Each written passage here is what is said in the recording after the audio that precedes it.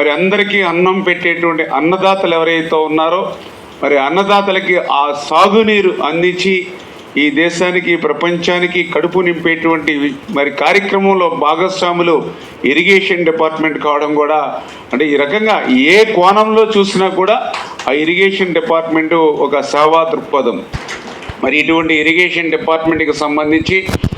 ఈరోజు మన మీద కూడా చాలా గురుతరమైనటువంటి బాధ్యత. ఎందుకంటే ఆ రోజు ఎన్టీ రామారావు గారి దగ్గర నుంచి చంద్రబాబు నాయుడు గారి వరకు కూడా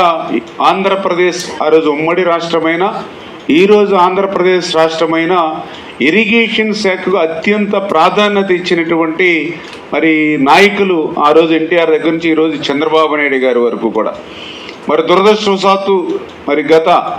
19, 24, 5 సంవత్సరాల పాలనలో ఆంధ్రప్రదేశ్ రాష్ట్రంలో ఏ ముఖ్యమంత్రి చేయనటువంటి నష్టం ఇరిగేషన్ శాఖకు ఒక విధ్వంసంగా గత 5 సంవత్సరాల పాలనలో మనందరం కూడా చూసినటువంటి పరిస్థితి. అందుకు ప్రత్యక్షంగా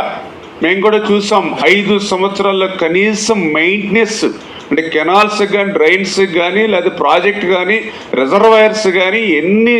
వేల కోట్ల రూపాయలు పెట్టి కట్టినా కూడా మినిమం మెయింటెనెన్స్ ప్రతి సంవత్సరం చేయకపోతే అవి ఎంత నష్టపోతాయో గత 5 సంవత్సరాల్లో మనందరం కూడా చూసినటువంటి స్థితి. మరి అటు గుడ్లగమ్మ గేట్లు కొట్టుకుపోవడం దగ్గర నుంచి అన్నమయ్య ప్రాజెక్టు పోవడం దగ్గర నుంచి డయాఫ్రమ్ వాళ్ళ ధ్వంసం దగ్గర నుంచి ఇట్లా ఎంతో విధ్వంసం. మరి దయవుంచి అందరూ కూడా బాధ్యతను మనం గుర్తుపెట్టుకొని గత 5 సంవత్సరాల్లో జరిగిన నష్టాన్ని పూడ్చాలి. ఈ 5 సంవత్సరాల్లో ప్రజలు ఏవైతే మనకి ఎక్స్పెక్టేషన్ మన మీద ఉందో దాన్ని రీచ్ అయ్యేటువంటి విధంగా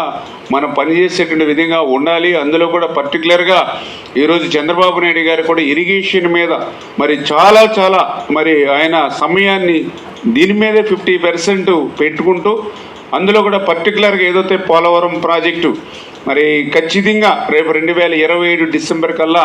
పూర్తి చేయాలనేటువంటి ఒక లక్ష్యం పెట్టుకుని పోలవరం ప్రాజెక్టు కానీ అదేవిధంగా పోలవరం ప్రాజెక్ట్ నుంచి లెఫ్ట్ కెనాల్ని కూడా మనం వెంటనే మరి క్లియర్ చేసుకుని రేపు 2025 జూన్, జూలై కల్లా ఉత్తరాంధ్రకైనా నీరు తీసుకెళ్లాలనేటువంటి ఆయన ఆలోచన కానీ అదేవిధంగా ఏదైతే హంద్రీనివా మరి రాయలసీమకు లైఫ్ లైన్ ఏదైతే ఉందో మరి దాన్ని కూడా రేపు 2025 జూలై కల్లా దాన్ని కూడా నీరు మరి చివరి వరకు తీసుకెళ్లాలనేటువంటి ఆలోచన కానీ అత్యంత వెనుకబడినటువంటి ప్రకాశం జిల్లా వెలిగొండ ఏదైతే ఉందో దాన్ని కూడా పూర్తి చేసి ఆ యొక్క ప్రకాశం జిల్లాకి సాగునీరు, త్రాగునీరు అందించాలనేటువంటి ఆలోచనతో కానీ